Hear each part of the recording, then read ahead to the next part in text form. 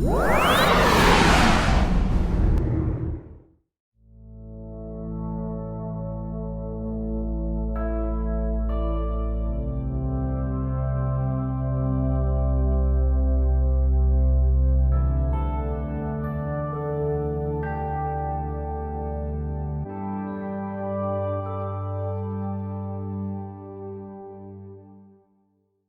рады вас приветствовать на очередном мероприятии нашего курса по истории финно-угорских народов России в XX веке. Мы благодарны всем тем, кто сегодня с нами, кто нашел время и возможность присоединиться к нашей лекции и провести время в нашей компании. Я напомню, что наш курс посвящен истории финно-угорских народов в XX веке и ставит перед собой цель посмотреть на то, какой отклик, какое преломление имели масштабные исторические преобразования, процессы, реформы для финно-угорских народов, как на них отразились всеобщие перемены, сдвиги тектонические советской эпохи, какое это имело влияние на наши народы. И какие долгосрочные тренды развития, соответственно, все эти процессы для наших народов задали. И в этой связи, конечно, вопрос демографических преобразований один из ключевых. И вопрос демографии позволяет нам посмотреть в длительной исторической перспективе на то, что вообще происходит с нашими народами, как они изменяются в численности, как урбанизация, миграции, открытие дороги к межнациональным бракам вообще меняют структуру, состав наших народов, и о каких трендах, да, и каких перспективах на будущее в части именно демографических показателей это может говорить. Наш лектор сегодня — кандидат географических наук, демограф, автор нескольких монографий по вопросам демографии, в частности, по вопросам демографии народов Поволжского федерального округа, Александр Юрьевич Орлов. Я ему очень благодарен за то, что он нашел время и возможность выступить перед нами. Мы договорились, что Александр Юрьевич выступит с лекциями в двух частях, потому что материала, о котором он готов нам рассказать, достаточно много, поэтому мы вот предварительно разбили его выступление на две части. Мы сегодня работаем в стандартном режиме. После того, как Александр Юрьевич основную часть своего доклада нам расскажет, мы, соответственно, перейдем к вашим вопросам и комментариям. Спасибо всем большое еще раз, и я с удовольствием передаю слово Александру Юрьевичу Орлову. Спасибо. Здравствуйте, уважаемые коллеги! Сегодня мы с вами окунемся в демографические процессы, в демографическую структуру. Наша лекция, название ее звучит как «Финно-угорские народы в контексте этнодемографической ситуации в России». Зачастую этносы, национальности, народности изучаются у нас более гуманитарными науками: этнология, этнопсихология и так далее. Демография же предполагает некоторую точность, то есть здесь идет основной упор все-таки на статистику, зачастую в большей степени это государственная статистика. И поэтому можно как бы относить наше этнодемографическое исследование, скорее все-таки более к точным дисциплинам. Теперь немножечко скажу о том, что мы будем с вами рассматривать, то есть объект исследования. Поскольку это исследование все-таки географическое, то есть мы будем все рассматривать в привязке к территории. И объект этого исследования – это авторское исследование. Это Российская Федерация и ее этническая структура населения.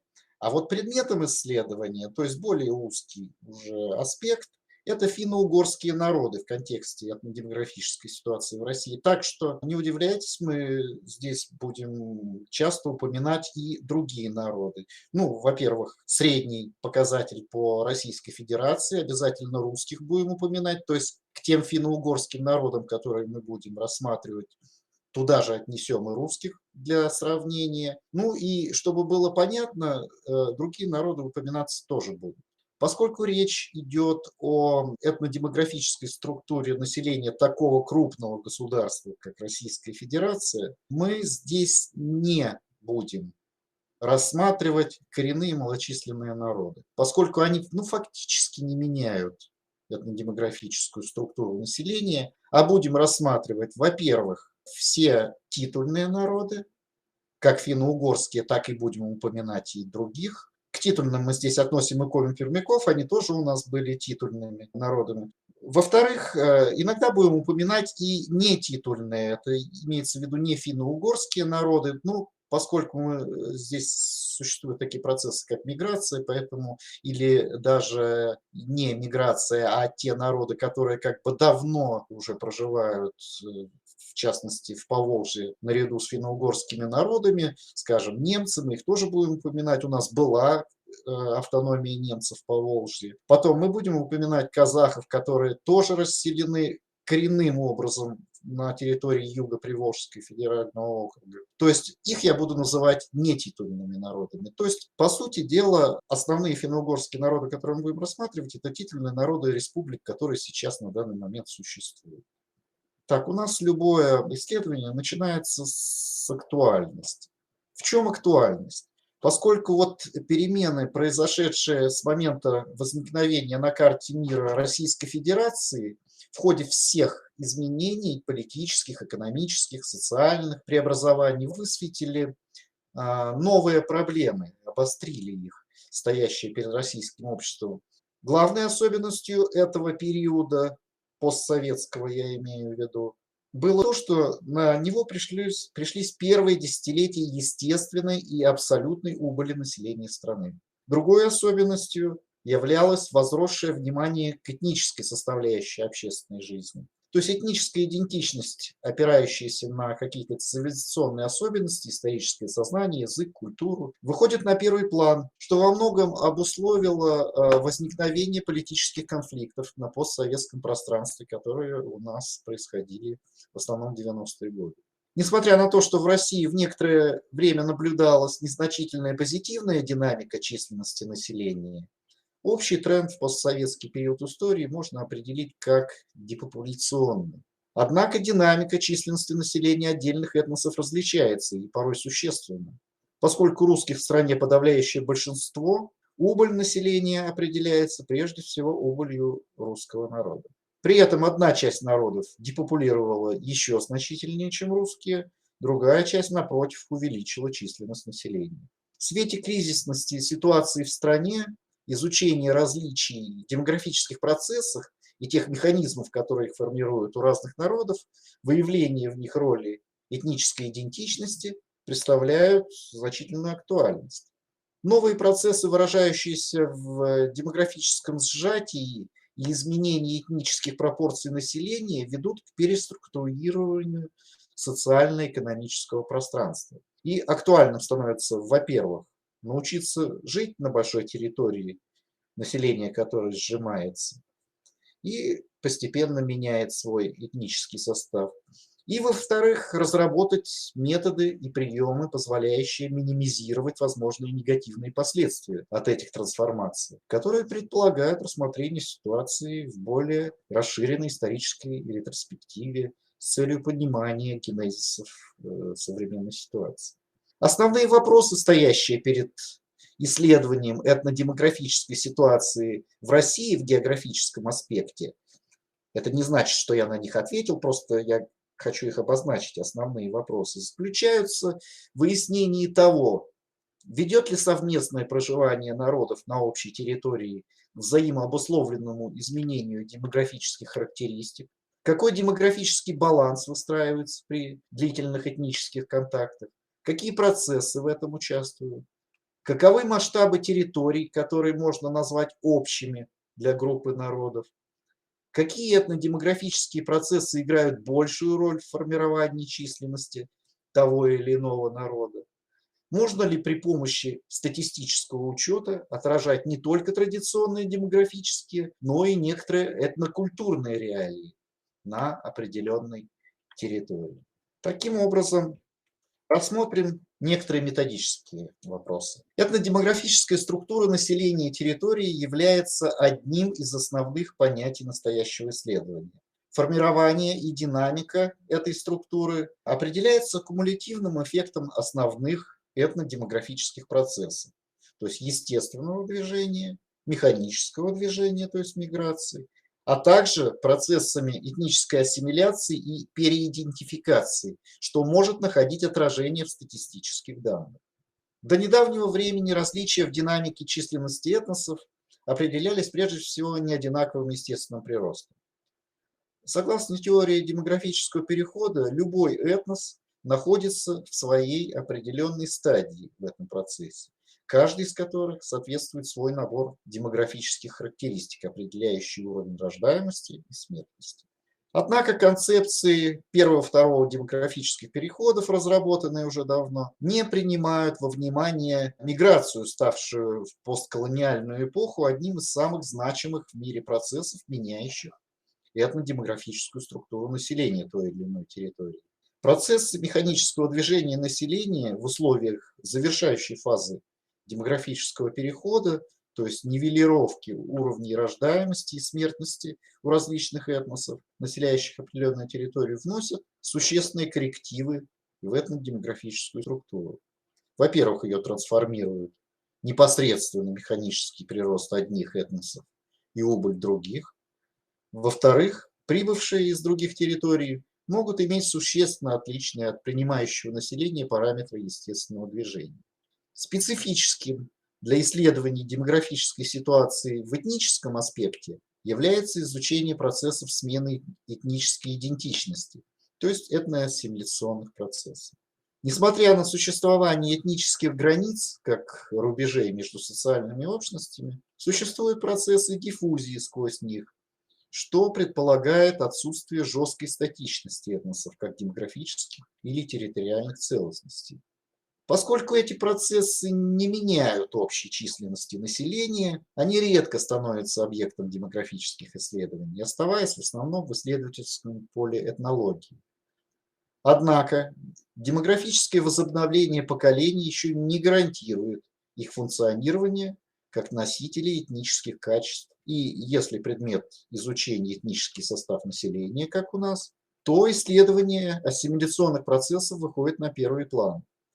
И тогда понятие идентичность, заимствованное из психологии и культурной антропологии, предстает одной из исходных категорий, использование которой весьма эффективно.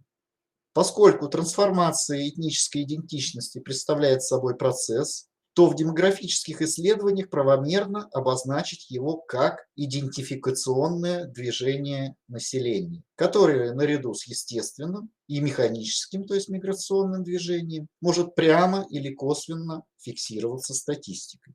В этнологии под ассимиляцией понимается процесс, приводящий к смене этнического самосознания, когда один из контактирующих этносов постепенно, в результате длительного общения, усваивает культуру другого и перестает воспринимать себя прежним. Идентификационное движение имеет несколько иное смысловое наполнение, вот о чем мы будем говорить. Оно не полностью тождественно понятию ассимиляции, поскольку это процесс этнодемографический, а не этнокультурный. Оно включает не столько смену самосознания, сколько смену этнической принадлежности, которая отражается статистикой. И эта смена может происходить по любым причинам, в том числе и конъюнктурным. Кроме того, идентификационное движение включает в себя не только процессы ассимиляции, но и диаметрально противоположные диссимиляции и образование новой статистически фиксируемой этнической общности. Акцент в этнодемографических исследованиях движения такого рода ставится на нескольких аспектах. Во-первых, на объективной и направленной переидентификации коренного населения в условиях этнической чересполосицы, последствиям межэтнических браков и выбора детьми в таких браках, рожденных лишь одной этнической линией. Во-вторых, на субъективной, иногда возвратной переидентификации, совершаемой в зрелом возрасте, преимущественно в полиэтнической среде, отражаемой в переписях населения, но в реальности не ведущей к смене этнического сознания. Такая ситуация, я потом попозже расскажу о ней, существует у нас в Башкирии и Татарстане. В-третьих, на долговременный процесс вживания иммигрантов и степень их этнического поглощения принимающим обществом. На какой методике основано наше исследование? То есть представить этнодемографическую ситуацию можно как комплексную, количественную и качественную характеристику этнодемографических процессов и структур на определенной территории во взаимодействии с природной и социальной средой. На первом этапе проводится статистический учет всех процессов, формирующих этнодемографическую структуру населения в стране, анализ их динамики за рассматриваемый период, и выявляется факторная картина, обусловивающая тот или иной результат, то есть что повлияло. Среди основных статистически фиксируемых процессов выделяются дифференцированные по этническому признаку рождаемость, смертность, миграции и уже названные мной специфические идентификационные процессы. Соотношение естественного, механического и идентификационного прироста определяют динамику этнодемографического состава населения России и каждого его региона в отдельности. На втором этапе исследования на основе выявленных этнодемографических процессов с учетом факторов, воздействующих на их протекание, проводится комплексная типология, а также районирование, этнодемографическое районирование территорий. Конечным своим этапом анализ этнодемографической ситуации в государстве предполагает учет возможных изменений на различных территориальных уровнях и рекомендаций к проведению региональной демографической политики в отношении выделенных районов. Итак, переходим, собственно, непосредственно к нашему исследованию. Для начала посмотрим историко-географические аспекты формирования этнодемографической структуры населения. Так, здесь отсутствует один слайд. Ладно, пускай пока так останется. Итак, Российская Федерация унаследовала свою полиэтничность, или, как было терминологически принято называть в советской научной и повседневной практике, многонациональность от русского государства, Российской империи и Российской Советской Федеративной Социалистической Республики. Не опускаясь вглубь веков на уровень Киевской Руси и различных каганатов, существовавших на территории современной России и обусловивших этногенетические процессы, можно сказать, что этнический состав населения современной России начал формироваться к началу XV века. В те времена фактически моноэтническое Московское княжество, укрепившись политически, стало расширять свои границы. В начале XV века к нему были присоединены северо-западная часть Среднего Поволжья, где располагались этнические территории восточно-финских народов мордвы и марийцев. К концу XV века в состав Московской Руси вошли земли Карел и Коми, как зырян и пермяков. В середине XVI века началось быстрое расширение границ государства на восток и юго-восток. В его состав вошли территории чувашей, удмуртов, астраханских и волжских татар, башкир. К концу XVI века были присоединены территории сибирских татар, обских угров, хантов и манси, а также немцев. В XVII веке в состав России вошли огромные пространства в Сибири и Дальнего Востока с живущими там тюркскими, тунгусо-маньчжурскими, монгольскими и палеазиатскими народами. Кроме того, в это же время были присоединены прикубанские степи в северокавказские территории до реки Терек, где проживали часть черкесов и кочевали калмыки и нагайцы.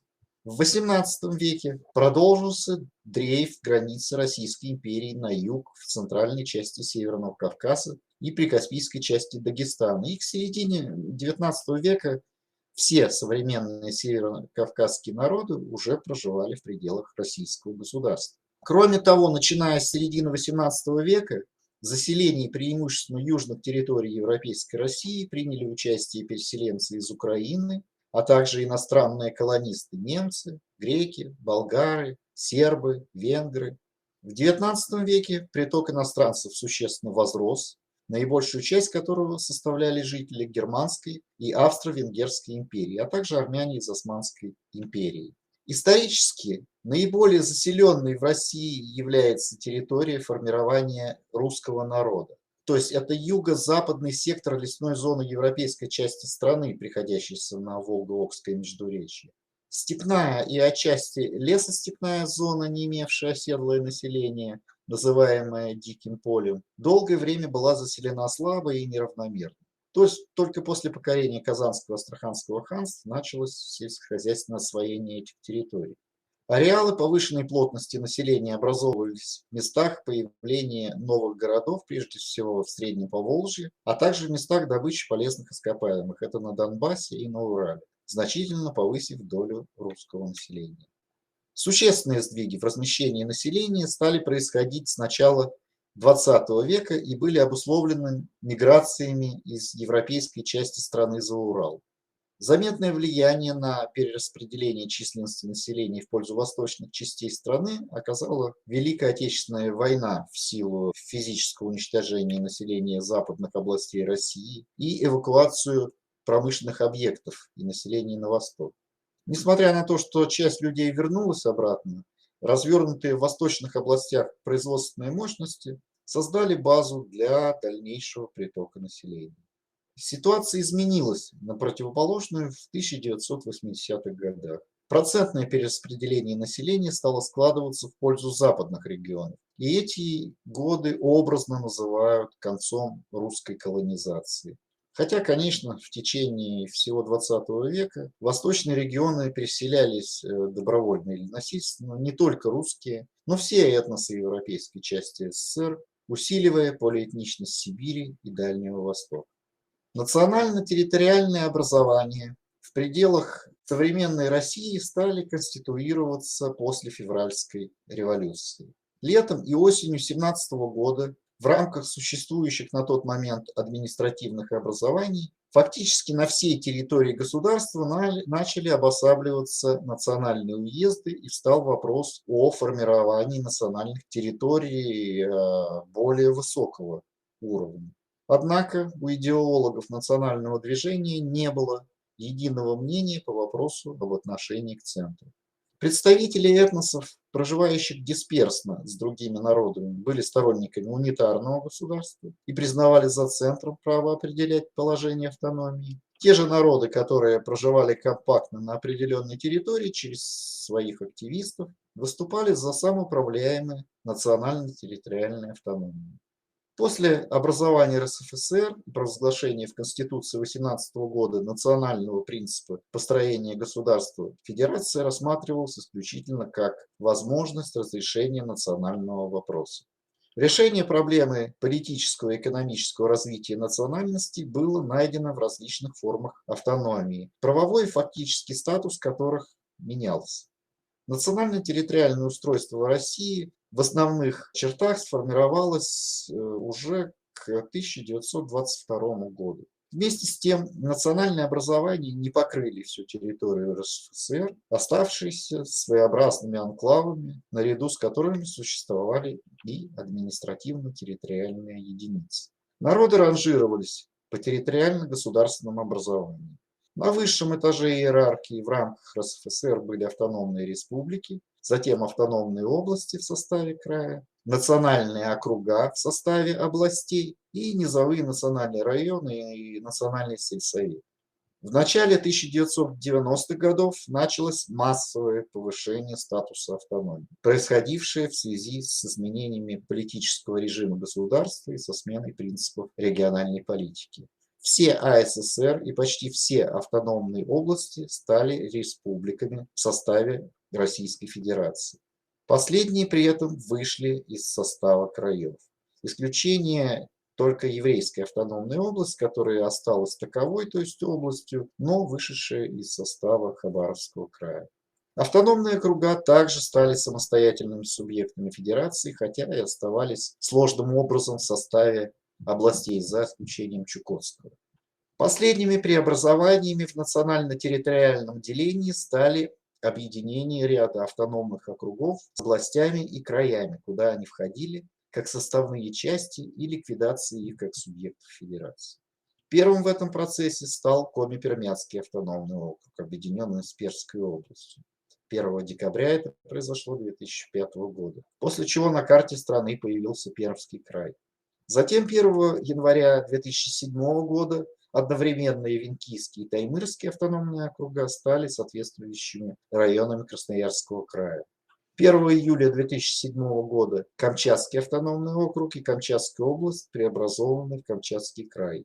1 января 2008 года упразднен Усть-Ордынский бурятский автономный округ в составе Иркутской области И последним стало объединение 1 марта 2008 года Агинского бурятского автономного округа с Читинской областью и образование на их основе Забайкальского края. Здесь следует добавить, что когда основной массив вот этого исследования создавался, это было еще до 2014 года, пока не было Республики Крым в составе нашего государства, не было основного этноса крымские татары, поэтому в это исследование они просто не вошли.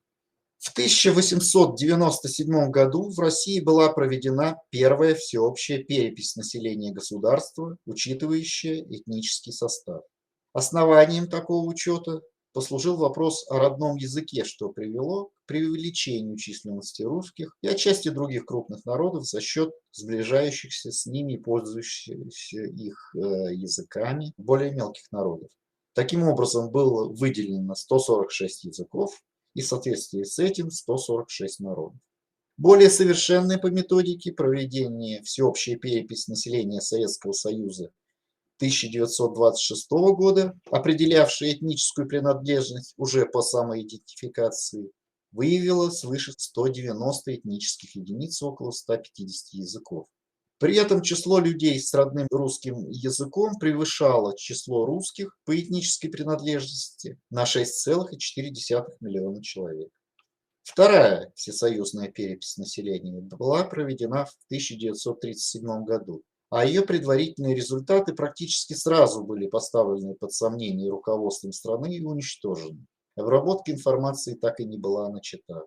Результаты, проведенной вместо нее третьей всесоюзной переписи 1939 года, поставлены под сомнение в более поздний период учеными-демографами. Таким образом, наиболее адекватно отражают динамику численности населения России, в том числе в его этнической дифференциации, послевоенные переписи 1959 года, 70 года, 79 года, 89 года, 2002, 2010 и последняя перепись 2021 года.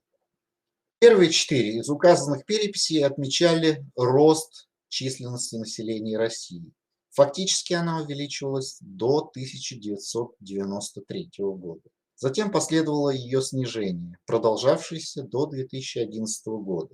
За период 1959 и до 1989 годов население возросло на 29,5 миллионов человек, а к 2002 сократилось по отношению к 1989 году на 1 миллион 855 тысяч человек. При том, что миграционный прирост в страну составил 5,5 миллионов. То есть началась устойчивая депопуляция. После 2002 года сокращение численности российского населения продолжилось, и в 2010 составило по отношению к 1989 году 97%, или на 4 миллиона 165 тысяч человек меньше. Однако динамика изменения численности разных народов страны была существенно различной, что наглядно отражает изменение доли каждого из них в общем составе. Здесь, на этом графике, как раз изменение доли этноса – это именно доли, а не численности, после 1959 года. Исходя из позиции долговременного сокращения численности населения России, все этносы можно разделить на 2 большие группы. Народы, обеспечивающие основную депопуляцию в стране, и народы, ее частично компенсирующие. При этом динамика численности и доли в общем составе населения в пределах каждой из этих групп неоднородна. Прежде всего, среди этносов, обеспечивающих основную депопуляцию, выделяются 3 народа, чья абсолютная численность сокращалась в течение всего периода с 1959 года. Это 2 финно-угорских этноса, мордва и карелы, а также евреи. Другую подгруппу составляют этносы, сократившие или оставившие в неизменности свою долю в общем составе населения, численность которых, однако, на протяжении большой части вот этого периода увеличивалась и вступившие только с 90-х годов в фазу депопуляции.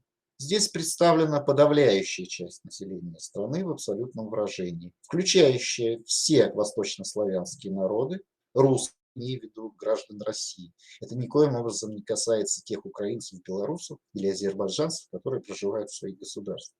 Итак, восточнославянские народы, ряд финно-угорских, марийцев, удмуртов, коми-зарян, коми-пермяков, а также немцев, чувашей и хакасов.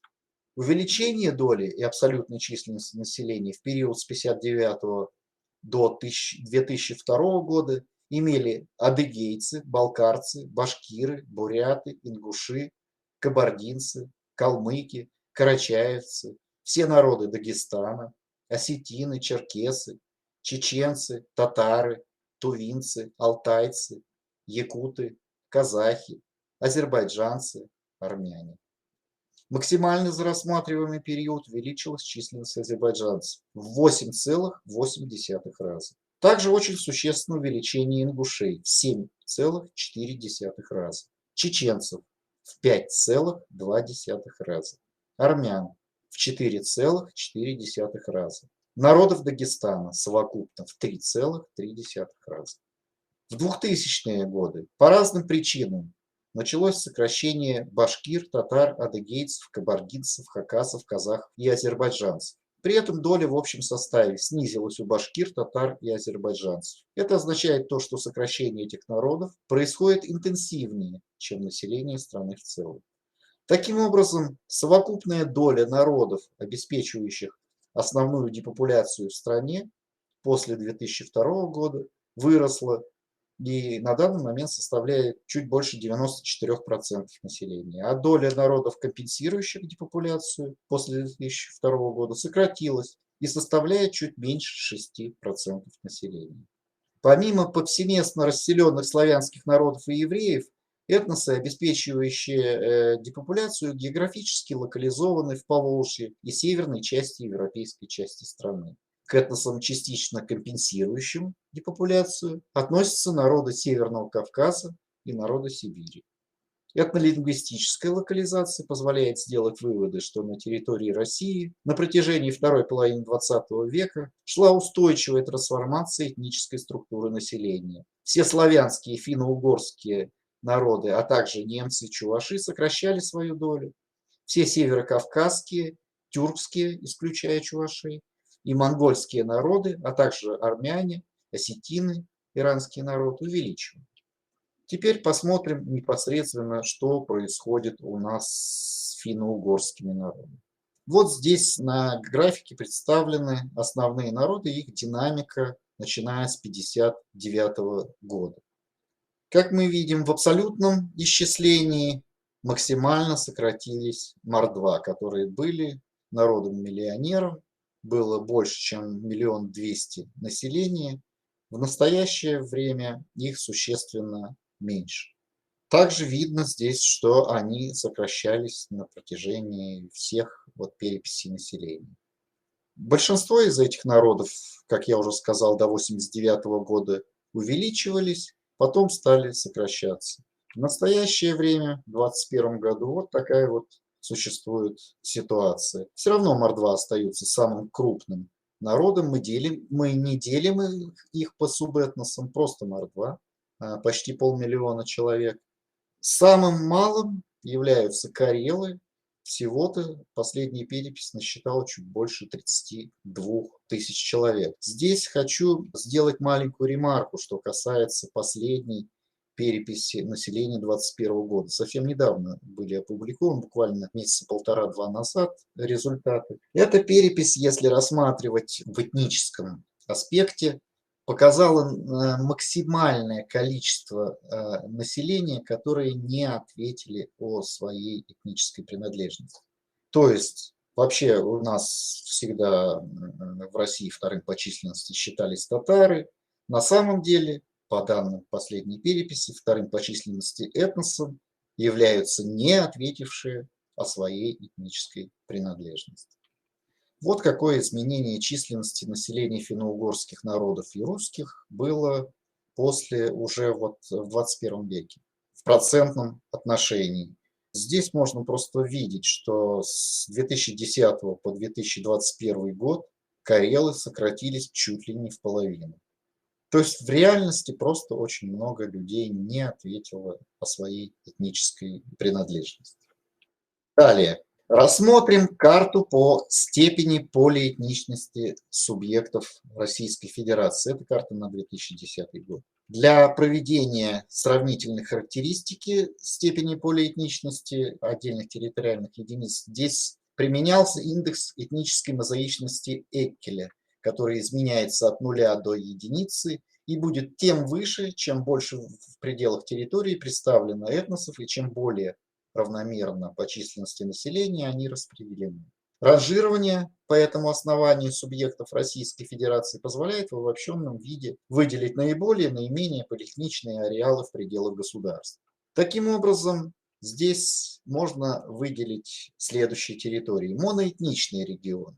Здесь видим, что это весь центральный федеральный округ, значительная часть северо-западного федерального округа, ряд субъектов Южного федерального округа, Чеченская республика и Республика Ингушетия из Северо-Кавказского федерального округа. Из Приволжского федерального округа это только Нижегородская и Кировская область. Из Уральского округа Курганская и Свердловская область.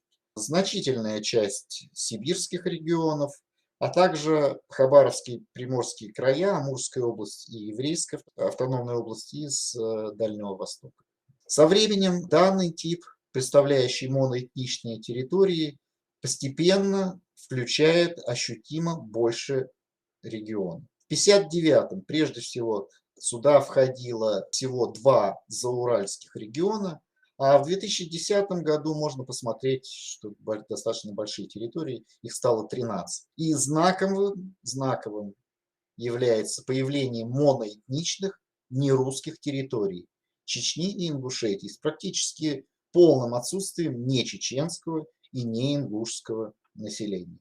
Второй, чуть-чуть, здесь мы видим, вот желтым цветом на карте отображены, это регионы, можно так сказать, с заметной степенью полиэтничности. Сюда входят Мурманская, Калининградская области и Республика Карелия с северо-запада, Ставропольский край с Северного Кавказа, Пермский край, Пензенская, Саратовская, Самарская области из Приволжского федерального округа, Челябинская область из Уральского округа, Республики Хакасия и Тыва, Омская область Сибири, Камчатский край, Сахалинская и Магаданская область с Дальнего Востока. Третий пункт, их можно назвать полиэтничные регионы, это еще более насыщенный цвет. Сюда входят Республика Коми, Ненецкий автономный округ, Республика Калмыкия, Адыгея, Астраханская область, Северная Осетия, Алания, Республики Марий-Эл, Мордовия, Татарстан, Удмуртия, Чувашия, Ульяновская и Оренбургская области, Тюменская область, Ханты-Мансийский автономный округ, Республики Алтай и Бурятия. Ну и, наконец, максимально полиэтничные регионы. Это республики Дагестан, это понятно, Карачаево-Черкесия, понятно, Кабардино-Балкария, Республика Башкортостан, где в равных долях практически представлено 3 этноса, Ямало-Ненецкий автономный округ, куда приехало очень много различных национальностей на нефтедобычу, Республика Саха-Якутия и Чукотский автономный округ. А изменение степени полиэтничности российских регионов неразрывно связано с трансформацией характеристик расселения каждого этноса, прежде всего нерусских народов. Динамика расселения титульных народов Российской Федерации выявляет 2 основных процесса. Это территориальная концентрация и территориальная деконцентрация этноса. Первый представляет собой стягивание народов в пределы своих национально-территориальных образований, увеличение в них со временем доли от общей численности этноса. Второй, напротив, отражает территориальную экспансию, рассеяние этноса по другим регионам, снижение доли этноса, проживающего в своей республике.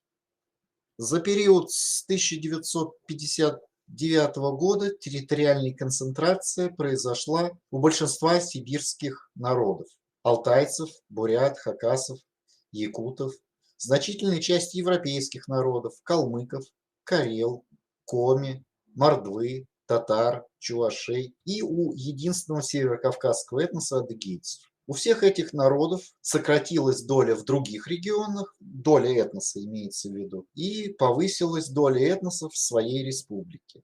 Более чем на 20% пунктов произошло прежде всего вот у калмыков и карел более чем на 20%. Причины территориальной концентрации у разных народов различны. Депопулирующие финно-угорские народы увеличили концентрацию в своих автономиях прежде всего за счет более значительной естественной убыли в других регионах. Все остальные народы за счет территориального стягивания. Территориальная деконцентрация характерна прежде всего для северокавказских народов с максимальной интенсивностью у чеченцев. Ощутимому рассеянию подверглись народы также северо-Волго-Уральского региона, коми-пермяки, марийцы и удмурты, в основном за счет увеличения своей доли в Татарстане. Также у тувинцев происходит снижение доли этноса в Туве.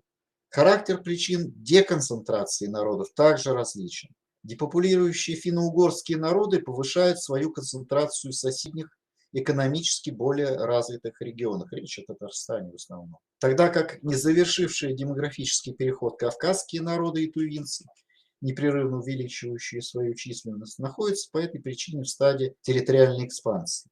В 1959 году минимальная концентрация своей республики наблюдалась у Мордвы, менее 30% этноса проживало в Мордовской АССР, а также у татар, только треть народа была расселена в Татарской АССР. Максимальная же была у тувинцев, более 98% проживало в Тувинской автономной области. В настоящее время, несмотря на стягивание татар в Татарстан, их концентрация в своей республике остается самой низкой среди российских народов, менее 38%. Максимальной же концентрации достигли якуты. Почти 98% всех якутов живет в республике Саха. Среди повсеместно расселенных народов, прежде всего евреев, украинцев и белорусов, следует отметить сокращение доли в регионах Сибири и Дальнего Востока и повышение в Москве и Санкт-Петербурге. Закавказские народы сокращают свою долю в местах прежней концентрации, армяне в Краснодарском крае Ростовской области, азербайджанцы в Дагестане увеличивают в обеих столицах, а также Московской области и Ставропольском крае. Рисунок расселения казахов и немцев характеризуется сдвигом на запад. Он трансформируется посредством снижения доли этносов в регионах Восточной Сибири и повышением на Урале и главным образом в Поволжье, где, собственно, и существовала автономия немцев в Поволжье. Характерным для всех российских нерусских народов и прежде всего нетитульных является существенное повышение или даже возникновение с нуля доли в нефтегазодобывающей Тюменской области и сокращение во всех регионах, лежащих восточнее. Далее рассмотрим естественное движение. Различия в динамике численности российских народов и регионов определяются прежде всего неодинаковым естественным приростом. Этническая дифференциация в естественном движении и репродуктивном поведении населения, как свидетельствуют статистические данные и результаты многих исследований, является устойчивым феноменом на протяжении как минимум последних 100 лет. С одной стороны, это вызвано различием этнокультурных традиций, связанных с демографическим поведением. С другой стороны, неодновременным началом и разной скоростью протекания процесса демографической модернизации, то есть демографический переход. Естественный прирост всего населения России за последние столетия неуклонно снижался. Самый ощутимый скачок падения 16 почти промилле до чуть менее 6 промилле пришелся на 1960-е годы, когда итоговая рождаемость впервые опустилась ниже уровня простого замещения поколений. Далее, до конца 80-х годов, естественный прирост оставался стабильно невысоким, однако положительным, в пределах 5-6 промилле. Это обеспечивалось особенностями возрастной структуры российского населения, в которой был накоплен некий потенциал демографического роста. На рубеже 80-х и 90-х годов этот потенциал был исчерпан.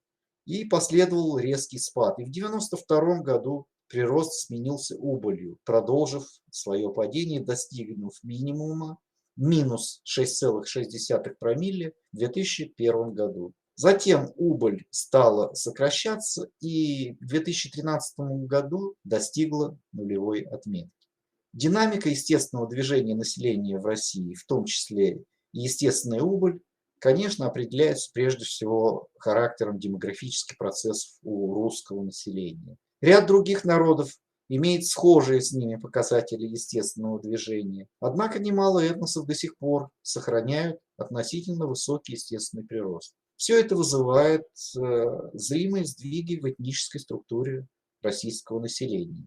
Один из главных компонентов естественного движения населения – это процесс рождаемости. Здесь наиболее адекватно, как я считаю, его характеризует показатель итоговой рождаемости. Не общий показатель рождаемости, который зачастую применяется в официальных отчетах различных регионов, губернаторы любят манипулировать этим, а именно процесс итоговой рождаемости, то есть число детей, рожденных каждой женщиной к концу фертильного периода, и динамика этого.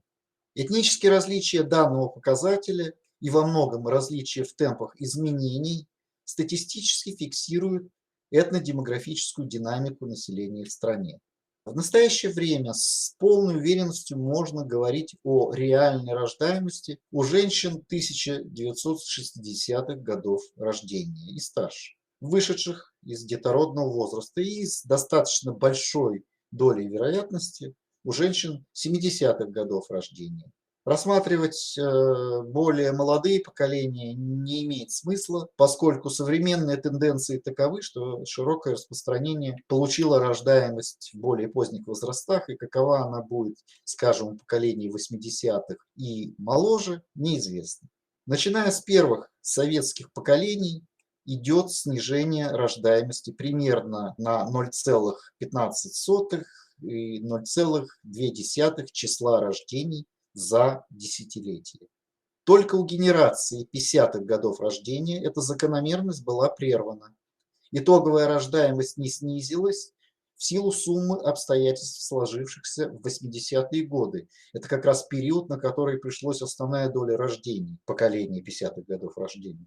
Меры демографической политики, принятые в СССР в начале 80-х годов, включавшие в себя в первую очередь оплачиваемые отпуска по уходу за ребенком, попали в резонанс со сложившейся системой отношений между населением и государством.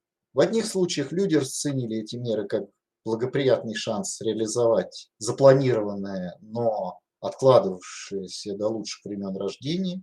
В других случаях, например, при незапланированной беременности, денежные пособия также могли склонить чашу весов в пользу рождения. Во второй половине 80-х годов определенную роль мог сыграть и краткосрочный эффект антиалкогольной кампании. Возможно также, что и перестройка на ее начальном этапе воспринималась массовым сознанием как предвестник будущего улучшения жизни. И в результате произошло статистически ощутимое повышение рождаемости в стране. Последующая динамика, тем не менее, восстанавливает предыдущую закономерность. Итоговая рождаемость поколения 60-х, большей частью уже пришедшейся на постсоветский период, более чем на 0,1 числа рождения меньше, чем у поколения 50-х. И в силу малочисленности самого поколения 60-х годов, прежде всего, оно было рождено, являлось результатом демографического эха Великой Отечественной войны, то есть нерожденные дети нерожденных детей. Общий коэффициент рождаемости в начале 90-х впервые опустился ниже общего показателя смертности, то есть началась депопуляция. Однако этнические различия динамики у каждого народа достаточно существенны, хотя и сокращаются. Все российские народы, с учетом знакового демографического события перехода рубежа в рождаемости, при которой больше не происходит замещение поколений, можно здесь разделить на 6 групп. Этносы, в среде которых уровень итоговой рождаемости опустился ниже 2 рождений на каждую женщину у поколения 1930-х годов рождения и раньше, это 2 народа, русские и евреи. У них раньше всех опустился этот показатель. У поколения 40-х годов рождения украинцы, белорусы и карелы опустилось ниже 2. В эту же градацию входит население России в целом. У поколения 50-х годов рождения татары и мордва, у поколения 60-х годов рождения осетины, коми, чуваши, адыгейцы, У поколения 70-х годов рождения балкарцы, карачаевцы, кабардинцы, черкесы, армяне, немцы, калмыки, удмурты, казахи, башкиры, марийцы, коми-пермяки, буряты, хакасы. И, наконец, последние этносы, у которых до сих пор остается итоговая рождаемость, которая замещает поколение, это чеченцы, ингуши, даргинцы, аварцы, кумыки, лезгины, азербайджанцы, алтайцы, тувинцы, якуты. Важным трендом является более существенное падение рождаемости у многородящих народов, постепенное сокращение этнических различий, уровень рождаемости. Вот здесь я вам покажу два слайда. Вот здесь представлены два народа, которые мы рассматриваем. Во-первых, коми-пермяки – это самый многородящий, так скажем, народ финно-угорской группы. И русские, самый малородящий, так скажем, народ, пусть это не финно-угорские группы, но мы их тоже сюда относим. Здесь можно видеть, как у каждого поколения происходит все сближение, сближение и сближение. А вот следующий слайд. Здесь показаны два народа, ингуши и евреи. Ингуши – это с самым высокой рождаемостью среди российских народов. Евреи – народы с самой низкой рождаемостью среди российских народов. Здесь мы видим еще больше падение у ингушей, а у евреев даже чуточку повышение, то есть достигли дна еще давным-давно, и теперь происходят некоторые, так скажем, колебания, небольшие колебания. Если у поколения 1930-х годов рождения самый высокий показатель вот у ингушей отличался от самого низкого у евреев на 4,14 числа рождений, то есть иными словами, ингушки рожали на 4 ребенка больше, чем еврейки, то у поколения на 40 лет младших этот разрыв сократился до 1,23 числа рождений. Наибольшее падение итоговой рождаемости за 40 лет зафиксировано у казахов на 3,37 числа рождений. У тувинцев тоже более чем на 3 числа рождений. Такую ситуацию исследователи объясняют быстротечной сменой традиционного образа жизни на современный у кочевых народов, когда жизнеохранительные знания мужчин оказались ненужными, тогда как с новыми специальностями, возникшими сравнительно недавно, учителями, медицинскими работниками и так далее, успешно справляются и женщины, что и переориентирует их от традиционной деятельности, то есть деторождения, к деятельности профессиональной. Наименьшее снижение рождаемости отмечается у русских за это время на 0,62 числа рождений. И единственным народом, чья рождаемость росла почти весь указанный период, как я уже сказал, являются евреи. Поколение 30-х годов рождения рожало хоть и несущественно, но меньше, чем последующие поколения. И лишь после 70-х годов у них зафиксирован тренд снижения рождаемости. Самый ощутимый скачок падения уровня итоговой рождаемости, фиксирующий переход от традиционного, так скажем, к современному, так скажем, типу демографического воспроизводства, произошел между поколениями, рожденными еще до 30-х годов, у евреев, русских, белорусов, украинцев и карел, между поколениями 30-х и 40-х годов рождения, у мордвы, марийцев, татар, коми-пермяков, чувашей, удмуртов, башкир, осетин, балкарцев, кабардинцев, адыгейцев, черкес, карачаевцев, лезгин, кумыков, калмыков, армян, азербайджанцев, казахов, немцев, хакасов, бурятов, алтайцев, якутов и тувинцев. Больше всего народов как раз в этот период произошел скачок. Между поколениями 40-х и 50-х годов у аварцев и даргинцев, между поколениями 50-х и 60-х годов рождения у чеченцев и между поколением 60-х и 70-х годов рождения у ингушей. Только у народов первой группы отмечается повышение или стагнация рождаемости в 80-х годах. Однако в силу их общей многочисленности, прежде всего вхождения в данную категорию русских, они сформировали общероссийский тренд. Если рассматривать ситуацию с позиции демографического перехода, можно сказать, что эти народы, то есть русские, белорусы, украинцы, евреи, завершили данный процесс к моменту институциональных преобразований в демографической сфере в 80-х годах прошлого века. У остальных народов на протяжении всего советского, постсоветского периода наблюдалось ощутимое снижение итоговой рождаемости с каждым последующим поколением. Территориальная локализация основного размещения российских этносов по признаку итоговой рождаемости позволяет сделать вывод, что в настоящее время происходит естественное замещение поколений исключительно у ряда кавказских и сибирских народов. В этом лингвистическом плане большая часть их относится к кавказской семье, другая часть к тюркской группе алтайской семьи. Минимальная рождаемость, помимо повсеместно расселенных русских, евреев, украинцев и белорусов, у поволжских и североевропейских этносов, подавляющая часть из которых относится к восточнославянским и финно-угорским народам. При этом три этноса, русские, белорусы и евреи, имеют рождаемость ниже средней по России. Вот что у нас происходит с финно-угорскими народами. Вот такая рождаемость у поколения 70-х годов рождения. Как я уже сказал, самая высокая рождаемость у коми-пермяков, но тем не менее она не достигает 2 числа рождений на каждую женщину. Только русские меньше, чем общий по показателю по России.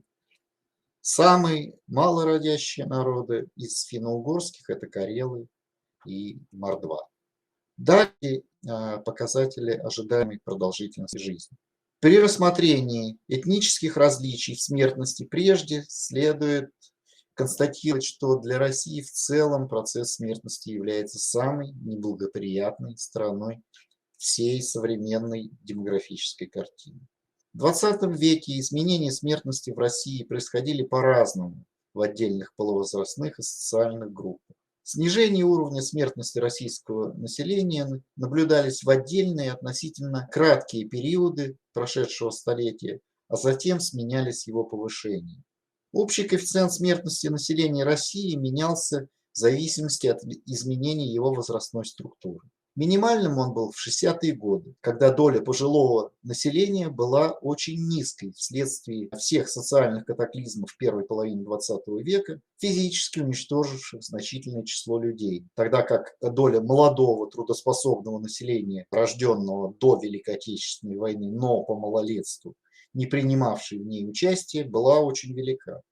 Максимальным общий коэффициент смертности закономерно стал в начале 2000-х годов, когда это же самое многочисленное предвоенное поколение стало пожилым. Показатель ожидаемой продолжительности жизни населения России, который наиболее адекватно отражает истинное положение дел в процессах смертности, достигал максимального значения советского периода 69,8 года в 1986 году. В годы действия мер антиалкогольной политики. Затем последовал плавный спад до 67,8 года в 1992 году и дальнейшее обрушение до 63,9 года в 1994 году. У женщин это обрушение составило 2,6 года, у мужчин почти 4,5 года. И практически полностью было связано с трудоспособными возрастами и определялось ростом смертности менее образованных категорий населения. Далее последовал небольшой рост до 67,1 года в 1998 году и снова спад до 64,9 года в 2003 году. С тех пор показатель ожидаемой продолжительности жизни рос до ковидного времени. Перед ковидным временем он превысил советский максимум, составил 70,76 года, качнулся во время ковида. В настоящее время он вернулся к доковидным временам и приблизительно в настоящее время 71 год. Показатель ожидаемой продолжительности жизни отдельных российских этносов на 1989 год был косвенными методами вычислен учеными Центра демографии и экологии человека Института народно-хозяйственного прогнозирования РА. Официальная статистика не приводит таких данных. Используя эти данные, можно их экстраполировать. Здесь до нашего времени Все российские этносы по показателю ожидаемой продолжительности жизни можно разделить на три большие группы. Этносы, продолжительность жизни которых выше средней по России. Это все народы Северного Кавказа и Закавказья, татары, чуваши, евреи, немцы, украинцы, белорусы и единственный финно-угорский народ Мордва. У Мордвы как самая низкая рождаемость, так и самая высокая продолжительность жизни среди финно-угорских народов. Вторая группа – это этносы, чья продолжительность жизни соответствует общероссийской. Включает только один народ русских, но в силу многочисленности они и формируют основной тренд в стране. И третьи этносы, продолжительность жизни которых ниже средней по России. Это все финно-угорские народы, кроме Мордвы, башкиры, калмыки и все народы азиатской части страны. Вот такая ситуация у нас в настоящее время у финно-угорских народов. Мы видим, что у русских так же, как и по России в целом, Мордва выше, все остальные финно-угорские народы ниже общая продолжительность жизни. Здесь мы не делим на мужчин и женщин. Ниже всех у коми-пермяков. В 1989 году максимальная продолжительность жизни в России у обоих полов была у карачаевцев. Минимально у мужчин, у коми-пермяков, у женщин, у тувинцев. Максимальные этнические различия составляли 17,8 года у мужчин и 19,4 года у женщин, в зависимости от этнической принадлежности. По состоянию на предковидное время максимальный показатель продолжительности жизни как для мужчин, так и для женщин наблюдается у ингушей, минимальный, опять же, у коми-пермяков и тувинцев. При этом у первых он возрос, а у вторых снизился. Таким образом, максимальные этнические различия в продолжительности жизни увеличились и составляют 23,1 года у мужчин и 21,8 лет у женщин. Максимально выросла продолжительность жизни среди российских народов и ингушей. У мужчин на 10 лет, у женщин более чем на 6 лет. А максимальное сокращение наблюдается среди мужчин у карел на 1,8 года, а среди женщин у тувинцев. Это единственного российского многочисленного этноса, у которого продолжительность жизни женщин сокращается на 1,2 года. Географическая локализация расселения народов позволяет говорить, что повышена продолжительность жизни у этносов, имеющих этнические территории в юго-западном сегменте Российской Федерации, то есть прежде всего Северном Кавказе и выходцев из бывших советских закавказских республик, а также у народов южной части Среднего Поволжья с благоприятными агроклиматическими условиями. Понижена продолжительность жизни у народов северной части Европейской России и всей азиатской части страны. Здесь исключением являются калмыки, которые проживают на юге европейской части, это этнос монгольской группы, но у них также низкая продолжительность жизни, они близки генетически родственным им народам Восточной Сибири. В заключении, обсуждая процессы естественного движения, следует отметить некоторые трудности, возникающие при анализе этнических различий естественного движения. То есть, по сути дела, я пожаловаться хочу. То есть они заключаются просто в недостатке статистического материала. Если показатели региональных различий в естественном приросте населения регулярно исчисляются статорганами, то научные работы по этнической дифференциации рождаемости и смертности чаще носят обобщающий теоретический характер. Здесь сложно действительно доставать эти все цифры. И если какие-то статистические расчеты и производятся, то приурочены они зачастую именно к всеобщим переписям населения, когда идет в этнической дифференциации у нас вопрос. Кроме того, в конце 90-х годов в законодательстве Российской Федерации произошли изменения, оказавшие серьезное влияние на качество сбора демографических данных с учетом этнического признака.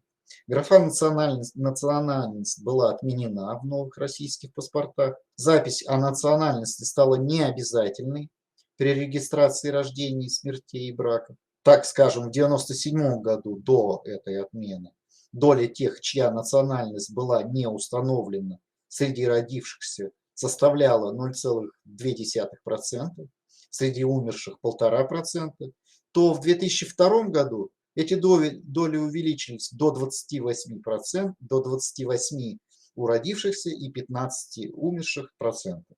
В итоге информация об этнической принадлежности лиц, проходящих через все важные события демографического цикла, стала еще более ухудшаться. Здесь просто я хочу вам донести, что достаточно сложно в этнической дифференциации именно пользоваться статистическими данными и вычислять какие-то демографические процессы. Далее, следующий важный процесс демографический – это миграция. Наряду с параметрами процессов естественного движения народов России, существенными характеристиками, непосредственно формирующими этнодемографическую ситуацию в стране, является миграционный прирост и миграционная подвижность этноса. Этническая структура каждого российского региона, крупной части страны или государства в целом во многом трансформируется по причине миграционного прироста одних народов, с включением их в естественное движение населения территории, и убыли других. В течение XX века в связи с процессами урбанизации миграционная мобильность населения в СССР и РСФСР росла. И за полвека с 20-х годов до конца 70-х годов более чем удвоилась. В последующие десятилетия миграционная активность населения стала снижаться, причем довольно быстрыми темпами. Распад Советского Союза заметно повлиял на миграционную мобильность народов ранее единой страны. С одной стороны, подвижность населения России снизилась, прежде всего за счет сокращения выезда из страны. С другой стороны, по той же причине увеличился миграционный прирост, что неизбежно привело к новой трансформации этнической структуры населения. Возникли новые условия этнических миграций, которые для народов бывших союзных республик отразились в возвратных и новых трудовых миграциях.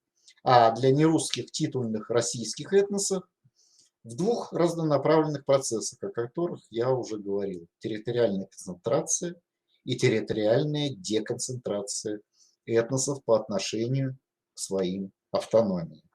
Основным массивом межрегиональных внутренних миграций в течение всего постсоветского периода является движение населения из восточных регионов страны в западные, преимущественно в центр, Поволжье и на юг европейской части России. Такой вектор внутренней миграции, названный исследователями «западный дрейф», существует еще с позднесоветского времени. Однако его масштабы в 90-х годах существенно выросли, что позволяет говорить о нем как о характерной черте миграционной картины новой России. Пик выезда из Восточной Сибири и Дальнего Востока был пройден к концу 90-х годов, и на протяжении последующих лет его масштабы сокращались. С другой стороны, увеличился приток мигрантов, как русских, так и нерусских, в нефти, газодобывающие регионы Западной Сибири, прежде всего Тюменскую область и ее составную часть, Ханты-Мансийский автономный округ, что существенно увеличило степень полиэтничности этих регионов. С распадом СССР большинство постсоветских стран пошли по пути строительства государств наций, что привело к вытеснению иноэтничных граждан, прежде всего русское население. Это обусловило существенный прирост иммигрантов в Россию, а сама миграция в 90-х годах носила характер вынужденной репатриации. Именно за счет обмена с бывшими партнерами по Союзу Россия получила 4,3 миллиона человек за 1991-2000 годы, то есть за десятилетие, против 1,5 миллиона человек за все 80-е годы. В следующем десятилетии, то есть в нулевые, нетомиграция с ближним зарубежьем вернулась к значениям 80-х годов и составила чуть более 1,5 миллиона человек. На пятилетие с 1993 по 1997, это период взрыва национализма и этнических конфликтов во многих бывших республиках, пришлось самая большая миграционная волна в России, достигшая почти 3 миллиона человек. Русские репатрианты составили 2/3 этой волны. Около 13% пришлись на другие народы России. 1/4 миграционного прироста обеспечили народы бывших республик СССР. Этническая структура миграционных потоков в обмене России со странами СНГ и Балтии, исходя из абсолютной численности мигрантов, характеризуется главенствующей ролью в ней русских. 63% нетто-миграции. Среди титульных российских народов за счет обмена со странами СНГ и Балтии больше всего получили осетины и татары. У остальных народов прирост незначительный. Поскольку после 2007 года Федеральная служба государственной статистики прекратила разработку и публикацию данных о национальном составе мигрантов, рассмотреть миграционную картину в этнической дифференциации и на ее основе выявить какую-то миграционную подвижность российских народов в новом тысячелетии представляется возможным только до указанного года, то есть только нулевые годы. Миграционная подвижность российских народов в 2000-е характеризуется меньшими значениями и меньшими различиями относительно друг друга, чем в предыдущие десятилетия. Кроме того, изменилась территориальная структура потоков. При общем сокращении существенно выросла доля внутренних и снизилась доля внешних миграций. Относительно показателя для всего населения России повышенной миграционной подвижностью обладает большинство нетитульных этносов, сибирские народы, значительная часть северокавказских, а также волго-уральские татары и башкиры. Ниже среднего мобильность у ряда также северокавказских народов, всех финно-угорских народов и чувашей. В территориальной структуре перемещений подавляющее число народов имеет основную часть миграции внутри России и незначительную вовне. Заметный прирост за счет мигрантов из-за рубежа наблюдается у нетитульных армян, азербайджанцев, чуть меньше украинцев, еще меньше белорусов. Среди титульных народов ощутим прирост извне только у русских, татар и осетин. Убывают за счет внешней миграции немцы, казахи и в меньшей степени евреи. Все субъекты Российской Федерации с позиции этнической структуры миграционных потоков можно отнести к 3 группам. Принимающие подавляющее большинство российских народов, принимающие одних и отдающие других, и третье – отдающие подавляющее большинство российских народов. Среди первых можно выделить ряд субъектов, стягивающих население как в региональном, так и общероссийском масштабе. Ставропольский край прирастает как русскими, так и почти всеми северокавказскими и закавказскими народами.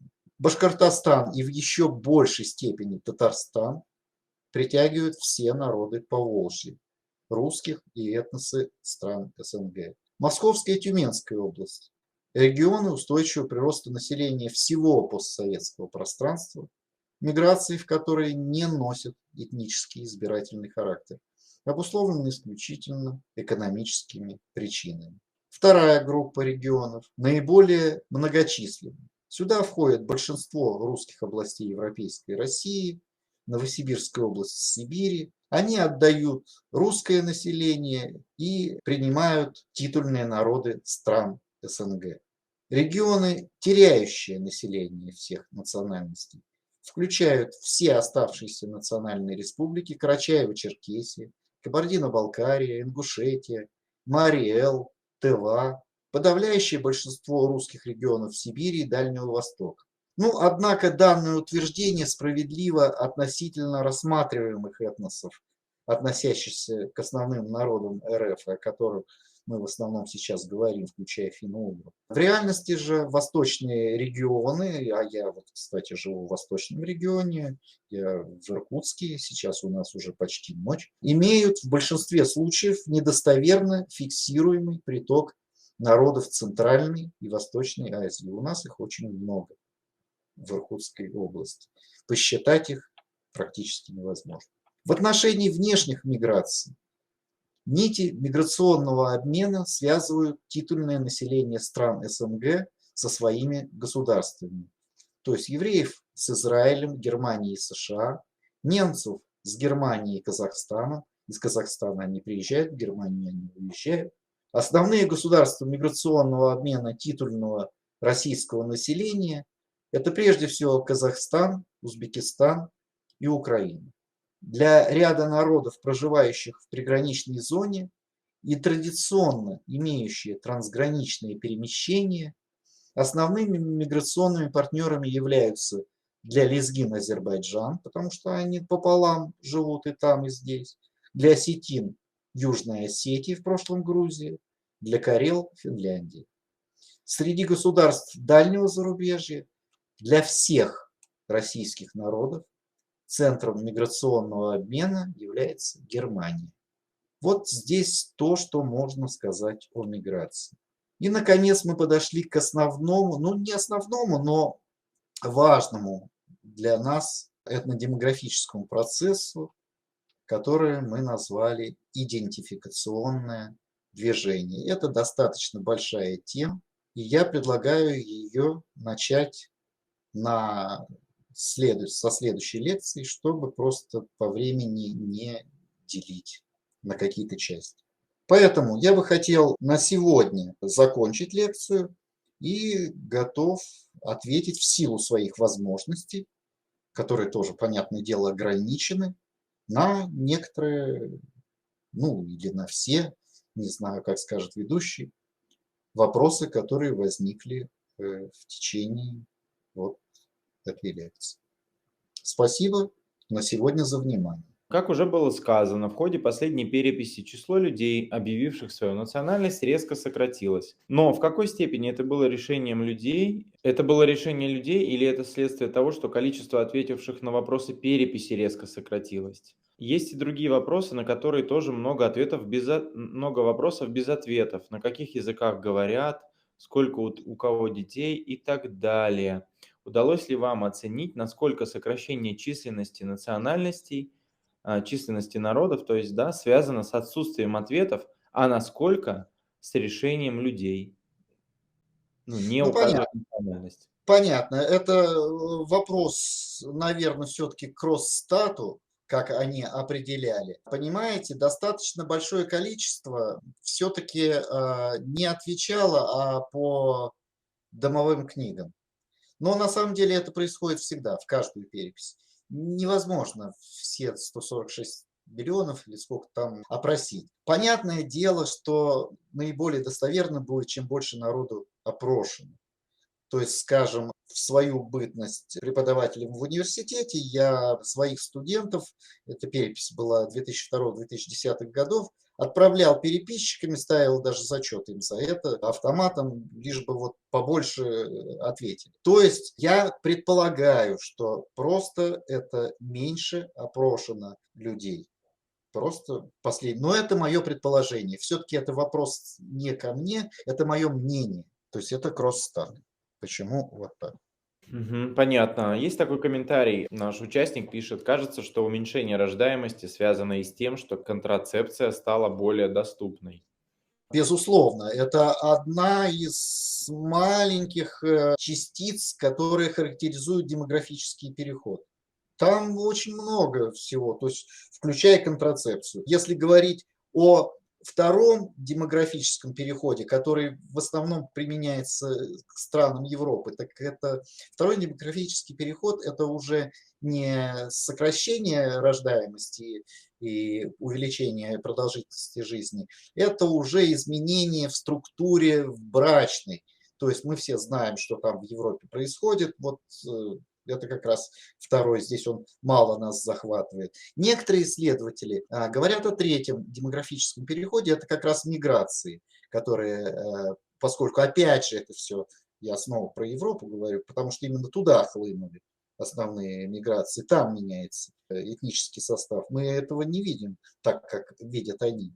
То есть, как правило, все инновации, включая демографические, как хорошие, так и нехорошие, и даже не демографические, в основном они все идут у нас из Европы. То есть сначала начинается там, вполне возможно, дойдет здесь. Ну, дойдет, не дойдет. Но факт остается фактом. Да, контрацепция, конечно, один из моментов, без сомнений. Да, и дальше вот началось такое обсуждение, что стоит заметить, что уровень рождаемости зависит также от религиозности, и приводят пример Ингушетии. Есть и культурные факторы. Если у всех вокруг вас четверо детей, то вы будете испытывать сильное давление, если у вас только один или два. Ну, Добавите что-то к этому? Скажем так, да, что если да, влияет на рождаемость, да. добавлю. Я просто могу напомнить вот тот слайд, где были представлены евреи и ингуши. Вот посмотрите, как там снижается.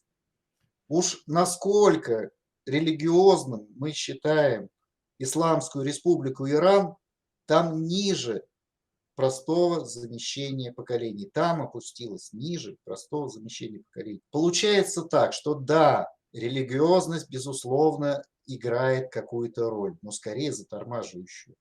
Ну, то есть, ну, не бывает такого, вот как показывает практика, сколько бы там, а ученых достаточно много, которые пытались, сейчас уже, по-моему, не пытаются, но лет 20-30 назад точно пытались показать, что есть такие народы, что есть вот религиозность, это важнее.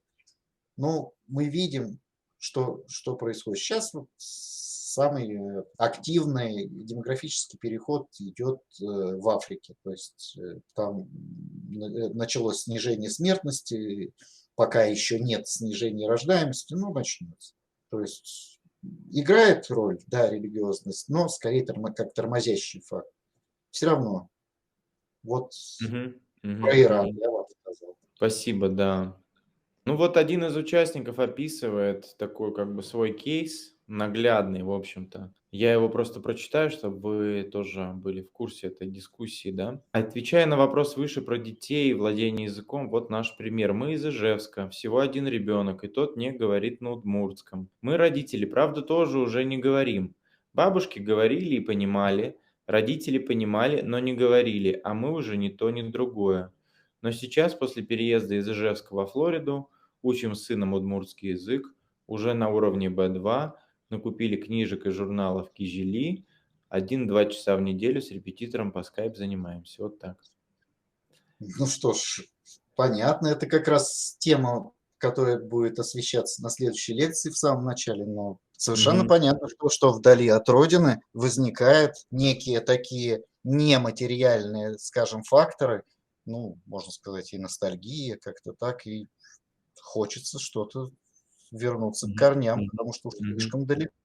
Мгм. Был такой вопрос, я его пропустил в начале. Я думаю, что важно это обсудить. Разве кто-то всерьез воспринимает последнюю перепись? А какое ваше отношение вот к, скажем так, корректности итогов последней переписи? Ну, и особенно нас интересует, в частности, численности народов, данных по владению языками и так далее.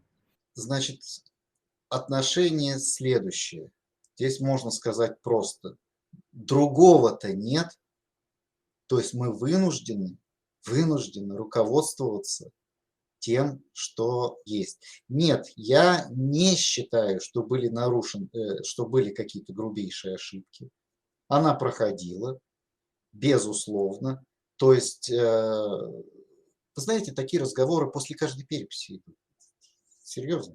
То есть, что было что-то не так. Ну, вот негатив выплескивается. Безусловно, что она не отразит на 100% точность. Но, как показывает практика, текущая статистика еще меньше отражает точность.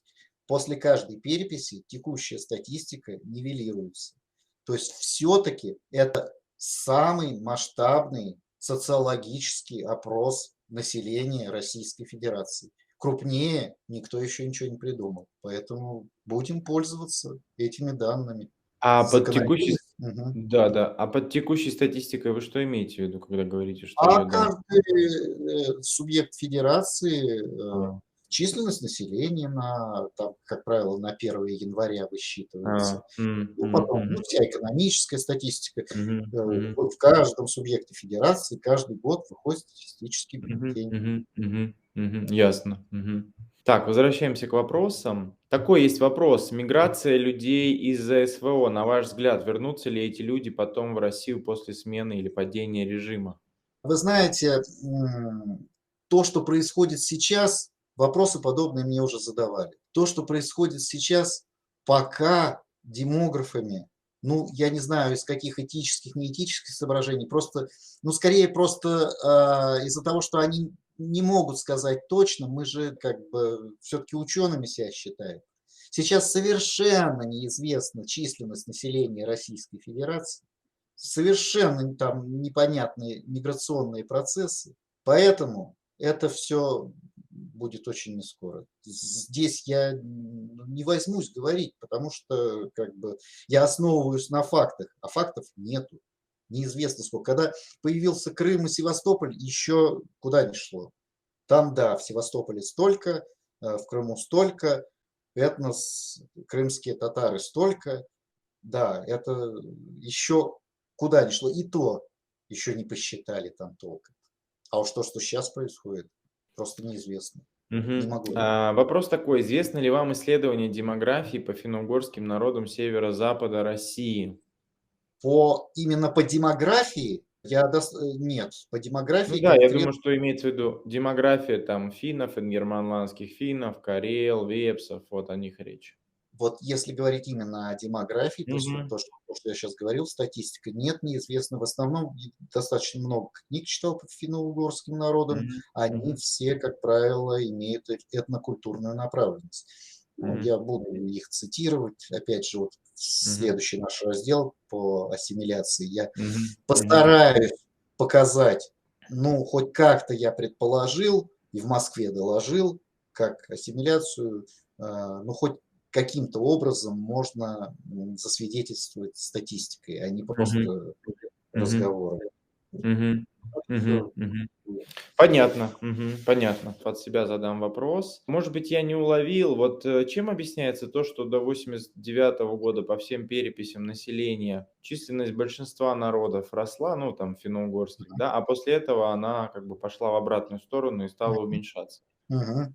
Понятно, это вот я об этом сказал, да, может быть, слишком быстро. Поскольку еще в 60-х годах на самом деле опустилось ниже простого воспроизводства населения, то есть меньше 2 детей, то есть вроде бы, а почему тогда в 60-х годах она не стала падать, раз меньше стали рожать? Потому что был накоплен определенный за предыдущие годы определенный демографический потенциал. То есть все равно население пусть и затормозился прирост, но он все равно увеличился. Опять же, было очень-очень большое поколение 30-х, конца 30-х годов рождения, которое все выжило. Оно до сих пор, многие живут им по 85-86 до 90 лет, потому что это очень сильное поколение, как выяснилось. Они многие живут до сих пор. И за счет в основном его, то, что оно было таким большим, оно же все сохранилось. Они были дети, когда была Великая Отечественная война. Соответственно, они никуда не пошли, ни на какой фронт, и поэтому они все выжили. И вот, соответственно, потом, уже к 90-м, именно это большое поколение, ну и вообще весь этот потенциал, он уже растратился постепенно. А об этом говорили, что он все равно будет депопуляция еще тогда, когда ее не было. Даже вроде такие счастливые для демографов 80-е годы, там все-таки антиалкогольная кампания демографов посчитали 1,5 миллиона жизней вроде как спасла. Но тем не менее, все равно этот потенциал закончился. Когда-то он закончится. Потому что если рано или поздно люди начинают рожать меньше детей, чем вот, собственно, мужчины и женщины, они же должны родить даже чуть больше 2 детей, там 2 с чем-то, потому что все-таки младенческая смерть существует. То есть, чтобы воспроизвести сами себя муж и жена.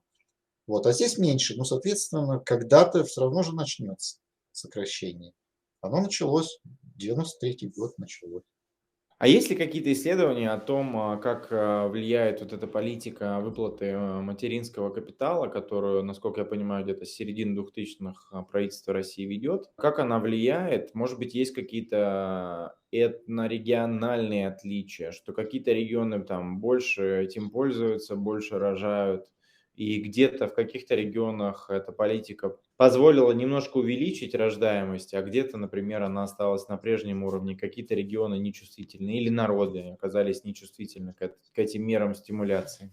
Здесь я читал об этом литературу. Статистики, доказывающей, у меня нету. То есть и у тех, чью литературу я читал, у них ее нету тоже. То есть, по сути дела, измышления. Ну, вполне возможно, что они верные. То есть повлияло, во-первых, на рождаемость, так скажем, более низких социальных слоев, то есть с невысокими зарплатами, с невысоким уровнем образования. Потом повлияло в некоторых этнических регионах. Ну, насколько повлияло, опять же, вот это, то есть повлияло в плюс, я имею в виду, то есть она повлияла, то есть я не сомневаюсь, что она повлияла, только вот насколько, то есть насколько это как эффективность, да, по-моему, не знаю. Ну, если даже кто-то где-то и считал, ну, значит, до меня просто не дошли эти сведения. А измышлений об этом было очень много. Начиная прямо вот с 2006 года, когда она была объявлена, я как раз поехал на конференцию в Москву через неделю после того, как все это объявили. И там очень много обсуждали, там говорили, да не сработает, да все ерунда это. Ну, так скажем, в стратегическом плане рождаемость все равно будет снижаться у тех, у кого она высока. И вот на примере здесь евреев оставаться на определенном уровне, у кого она и так низкая. И там чуть-чуть в плюс, чуть-чуть в минус. Как раз у них, может быть, чуть-чуть в плюс и ушло. Но все равно не дошло до 2 детей на каждую женщину, чтобы воспроизвести сами себя. То есть, судя по всему, вот как бы такой современный, как бы сказать, диспозитив по рождению детей, он с нами там надолго. Это вот до 2 детей, да, и он так или иначе все современные народы там, ну, не знаю, скажем о России, да, так или иначе все народы, наверное, к этой норме в том или ином промежутке времени придут. Да, да, да, то есть это как, может быть, различия они будут, может быть, они как раз и будут, опять же, по религиозным причинам, там, по Мгм. этим, но эти Мгм. различия вот такие вот будут, Мгм. то есть Мгм. маленькие Мгм. они будут. Мгм. Да, Мгм. допустим, потому что, скажем, различия, когда у одного народа на 4 ребенка больше, чем у других рождается, это да. А когда у Мгм. одного народа на 0,2 числа рождения больше, ну, это немного. Мгм. Это Хорошо, а вот поступил вопрос от одного из наших слушателей. Вопрос по самоидентификации результатам переписи населения 2021 года. Видите ли вы причину уменьшения численности финно-угорских народов в том, что в школах перестали изучать языки этих народов? Ну, или я добавлю там, скажем, возможности их изучения, они существенно там сократились после 2018 года. Да я не сомневался, что такие вопросы будут. Это как раз следующая часть. То есть там давайте поговорим все-таки. Там, потому что я объясню. Ну, я могу Мгм. сейчас ответить, но лучше уж сразу массивом я вам расскажу. И Окей, вот окей. там, Мгм. там Хорошо, поговорим. я надеюсь, что слушатели не обидятся и придут, послушают. А можно вот такой вопрос? Наверняка вы делали такие исследования. Вот, например, если мы возьмем изменение динамики численности русских в течение 20 века и какого-нибудь финно-угорского народа, например, удмуртов. Условно, какая доля прироста численности русских создана за счет перехода в русских из других народов? И, соответственно, условно, какая доля недоприбавки численности удмуртов вызвана тем, что удмурты, ну, соответственно, ассимилировались, скорее всего, в русских? Есть ли вот такого рода вычисления? Такого рода вычисления нет, и они невозможны. То есть это как, опять же, мы возвращаемся к следующему пункту, просто, ну, как времени не хватило, то есть это идентификационное движение, как я назвал. То есть я постараюсь его там обозначить, там, по крайней мере, у различных народов по отношению друг к другу будет видно, где что там. Но численность вычислить, вот то, что сейчас вы спрашиваете, это невозможно, просто невозможно. Достоверно невозможно. Приблизительно, ну вот почему-то там столько сократилось. Хотя, по идее, вроде бы не должно. Ну так вот в таком вот режиме можно сказать, да, наверное, там. 200 тысяч, там, вот что-то вот. А вот посчитать, чтобы вот, чтобы это как бы было, ну, хоть как-то точно, все-таки там, скажем, рождаемость или миграцию уже стараются считать точно. Здесь это достоверно вычислить? Нет, просто нельзя. Есть ли какие-то примеры, когда народы России или бывшего Советского Союза существенно изменили какие-то направления демографического поведения, скажем так? Вот у меня, например, есть предположение, что с казахами что-то там аномальное произошло. Они были обычным народом в составе Казахской ССР, пока это было в составе Советского Союза. А потом, получив независимость, у них начался какой-то там бурный рост численности населения, и как будто бы возобладал вот такой тренд на рождение большого количества детей, чего как будто не было раньше. Возможно, я ошибаюсь. Нет, вы не ошибаетесь, но это просто не совсем верно. Практически все бывшие республики, особенно вот и Казахстан в том числе, в 90-е годы взяли курс на, так скажем, немного националистический курс, в дискурсе которого, соответственно, присутствует возрождение нации, рождение детей и так далее, и так далее. Это слова. То есть это слова. Это все в конечном итоге какого-то всплеска, такого, если брать тех же казахов в Казахстане, какой-то демографической нелогичности не было. Демографическая нелогичность как раз существует, и об этом мы поговорим вот как раз у финно-угорских народов, и об этом мы поговорим. И эта нелогичность именно и выдает то понятие, что часть народа ассимилируется, просто уходит. Я попытаюсь как бы доказать это цифрами. Ну, а сейчас можете нам хотя бы обрисовать контур нелогичности? Состоит в том, что при относительно высокой рождаемости. Идет сокращение да, идет сокращение численности народа и неестественная доля молодого населения, то есть детей. Неестественно низкая доля. Мгм. Рождаемость есть, а дети-то куда-то деваются, почему-то их М. нет. Вот это я вам все покажу и расскажу. Всё ясно, ясно. Это действительно интересно. Мгм.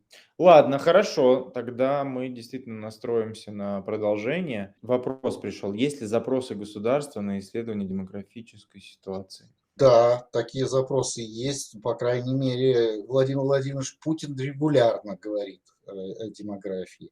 То есть запросы есть. Не знаю Мгм. уж насчет этнодемографической ситуации, Мгм. таких Мгм. запросов я не слышал. А в Мгм. принципе о демографической ситуации, ну, это опять же из разряда того, что это как возрождающаяся нация, то, что вот мы с вами про Казахстан говорили, должна Мгм. и детей рожать, и, Мгм.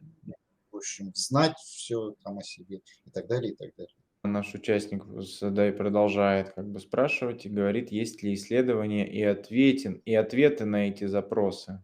Нет, ну исследований, конечно, существует. Демографов у нас довольно много в стране. То есть по мере возможности каждый работает над своим.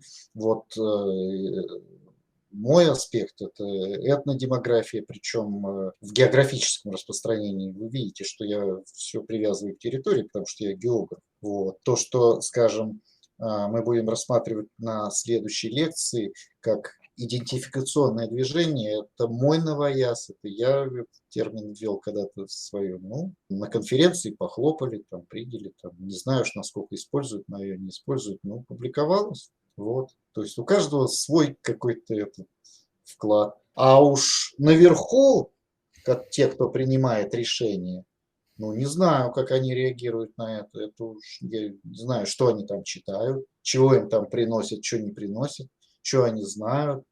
Ну, ученых много. Мгм. Спасибо. Нам пишут Тау, то есть спасибо. Мгм. Да, пожалуйста.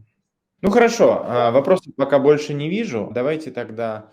Здесь много такого материала, над которым стоит подумать. Какие-то факты больно режут по сердцу. Например, ожидаемая продолжительность жизни коми-пермяков в виде 61 года, то есть на 10 лет меньше, чем средняя по Российской Федерации. Мне кажется, это чудовищно. Ну что ж, давайте тогда на сегодня завершать нашу встречу. Большое спасибо нашему лектору Александру Юрьевичу Орлову за ваш интересный доклад. Будем рады послушать продолжение. В особенности все, что касается ассимиляции идентичности, для нас, наверное, особенно интересно и особенно чувствительно. Если на рождаемость сильно мы не можем повлиять, откатившись в архаику, то кажется, что вопросы ассимиляции и идентичности, они, ну, могут быть хотя бы теоретически подвержены влиянию действий общества, государства и разного рода других акторов. Я, уважаемые коллеги, вас всех благодарю за то, что вы провели это время с нами, за ваше внимание, за ваш интерес. Мы вас приглашаем на лекцию о моделях образования для коренных народов Севера. Ее прочитает антрополог Александра Терехина. Мы будем говорить о том, как на протяжении 20 века советская власть экспериментировала с разными формами обучения кочевников, да, то есть таких народов, которые ведут кочевой образ жизни из числа наших уральских народов, и какие разные форматы она изобретала для этого, и красные чумы, и интернаты, такая очень тяжелая как бы практика, и вот сейчас кочевые школы. Какой на этот запрос есть, скажем, гуманный ответ, да? Всем большое спасибо и до скорых встреч. До свидания. Aciz Latach.